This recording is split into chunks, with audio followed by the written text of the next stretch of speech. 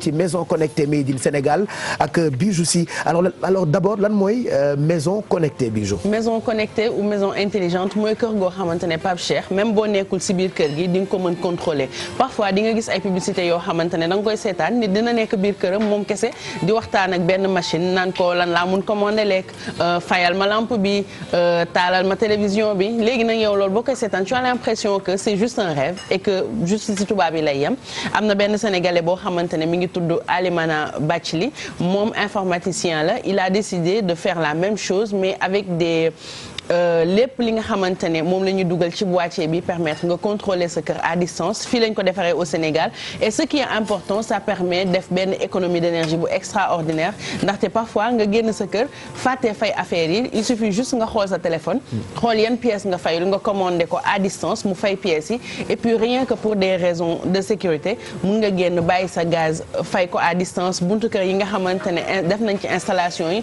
mun nga ko tëj à distance mun nga surveiller sa kër à distance donc plus économie d'énergie ak sécurité moom moo waral moom mu defar ko et puis surtout permettre sénégalais yi ñu mun accéder ci loolu nga xamante ne dañ koy gis yaakaar ni gént la te réalité la mun nañu xool élément bi ñëwaat.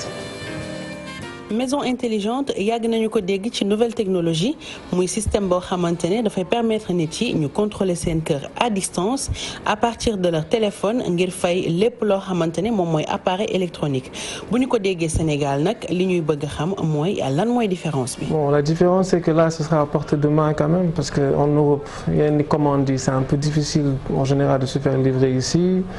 En plus, c'est un peu compliqué, disons, de l'avoir. En plus, c'est un système qui leur appartient. Ce que je cherche à faire, c'est qu'en Afrique, on ait nous-mêmes nos propres produits, avec nos logos, avec nos idées, nos logiciels signés carrément par un Africain ou pourquoi pas par un Sénégalais précisément, comme la nôtre. Ngir créer un système révolutionnaire bu mel nii, il faut combien de temps? Ça fait quoi, peut-être 10 ans que je suis dans ça. Bon, reste précisément maison intelligente 2-3 ans. Mais c'était déjà acquis il y a longtemps. C'est quand je suis revenu au Sénégal que j'avais constaté que c'est un peu difficile de manager une maison. Et c'est pourquoi je me suis dit pourquoi pas ne pas le lancer ici. Pour que ñi nekk fële di ñëw ñu mën a continuer ci même rythme de vie bi ñi nekk fii di ko gis ci télé yaakaar ni c'est impossible ou c'est un film de science-fiction qu'ils puissent l'avoir exactement. Et un peu hausser le niveau de la sécurité aussi quand même. Comment ça marche? On a fait en sorte que mu compatible ak yeneen système operating system yëpp. Mooy par exemple ku yor iPhone wala ku yore beneen marque bu utiliser Android que bu ñu installer rek automatiquement téléphone am dafay détecter ne mu ngi ci biir këram.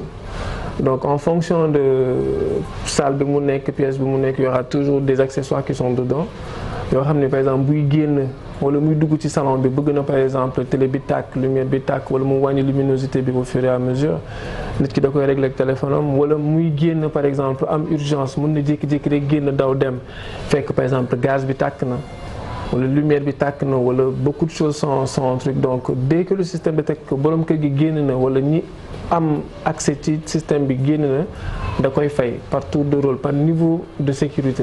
C'est un petit modem, c'est pas un modem, c'est un boîtier, c'est une carte mère déjà programmée pour détecter nos périphériques.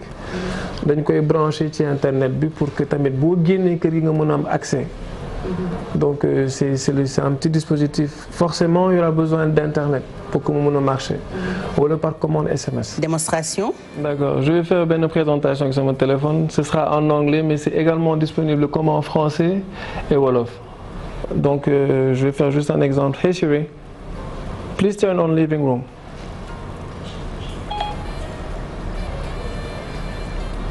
Okay, they're on. Donc living room mooy salon donc lépp lu nekk ci biir salon bi day tàkk muy lumière bi muy télé bi comme mun naa choisir rek ne na télé bi rek tàkk lumière yi fay ainsi de suite. Donc là on est au niveau où le matériel il est là, il est prêt déjà en partenariat quand même avec des usines qui font tout ce qui est plastification, design pour dagg ak laser bi le design qu'on a choisi donc carrément ok quoi. Évidemment on aura besoin de fonds pour pouvoir atteindre un niveau comme ñeneen ñi ñu atteindre yenn marché yi. Donc mais là par exemple pour une demande assez faible on pourra évidemment satisfaire la clientèle. léegi nag li ñu mën a wax mooy made in Sénégal nekkatul rek ay layu wala ay mbattu am na jeunes yoo xamante ne ci science la ñu koy doxal li ci des rek. voilà donc maison connectée lañ leen doon présenter surtout made in Sénégal comme quoi Sénégal bëri na ay talent yu fi nekk di defar ay affaires yu garaaw yoo xamante ni nous on a tendance à penser que ñeneen ñi rek ñoo ko mën a defar mais la preuve lii lu am solo la loo xam ne ñëpp war nañ ci mën a jàpp.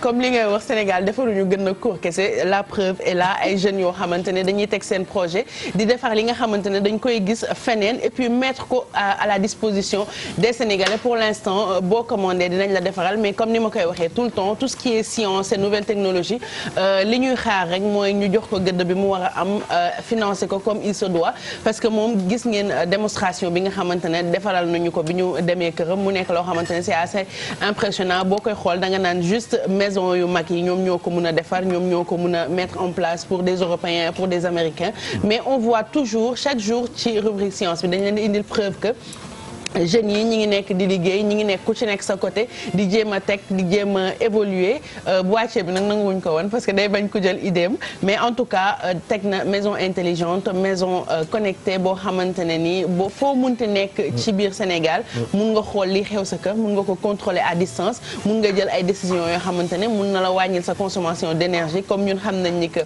dëkk boo xam ne parfois courant day manqué am nañ soleil mais ba léegi énergie solaire l'utilisation n'est pas encore généralisée donc en attendant mun nañ utiliser genre système yi pour jéem a parier ci yàqum énergie bi et surtout pour sécuriser suñu kër yi. Est-ce que c'est à la portée de toutes les bourses?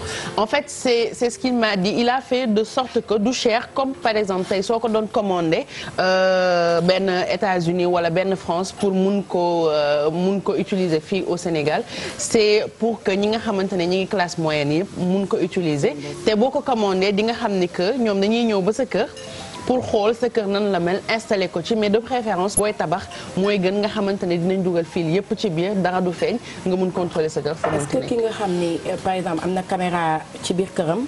et que synchroniser nañ ko ak téléphone ba mu mën veiller ci sécurité këram soxla na lu mel ni. parce que caméra bi kër gi rek la lay wan tu peux juste voir mais tu peux pas agir. ak maison intelligente bi tu peux voir ta maison et tu peux agir sur les objets connectés qui sont chez toi. voilà et puis problème bi du sax coût ou pas objet connecté yi xam nga toll na foo xamante ni léegi nii je pense qu'on va en parler d'ailleurs ah mooy marché la bu nekk en devenir ah. il faut investisseurs yi comprendre loolu dugal ci seen loxo. c'est le futur en fait. de toutes les façons léegi nit ñi ñoom loolu voilà c'est un marché en devenir quoi. liggéey avec tout ce qui est montre connectée téléconnectée. Tout est connecté maintenant c'est le futur c'est le marché. ba ci yiñ ciy liggéey sax ay job yu bees la. bien sûr et ça donne naissance à de nouveaux voilà les métiers du numérique. et surtout xale yi xalaat ko ci seen formation yi parce que souvent da ngay gis boo amee bac après tu sais même pas où aller. ñëpp dañuy ñëw rek defandoo benn formation boo xamante ne voilà tout le monde le prend xawma par commodité. parce que foofu moo ëpp place. mais en tout cas c'est des métiers yi nga xamante ne xale yi mën nañ ci former bu baax gën a pousser seen ay études.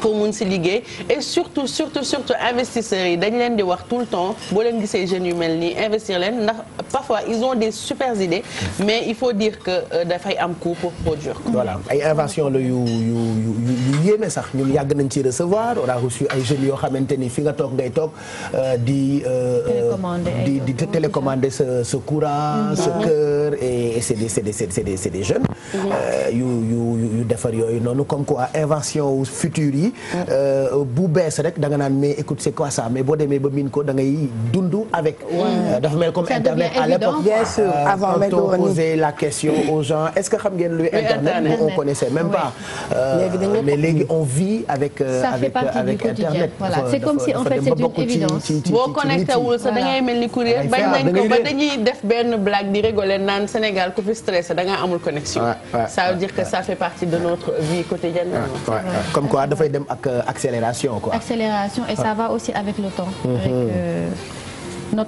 notre époque. Voilà.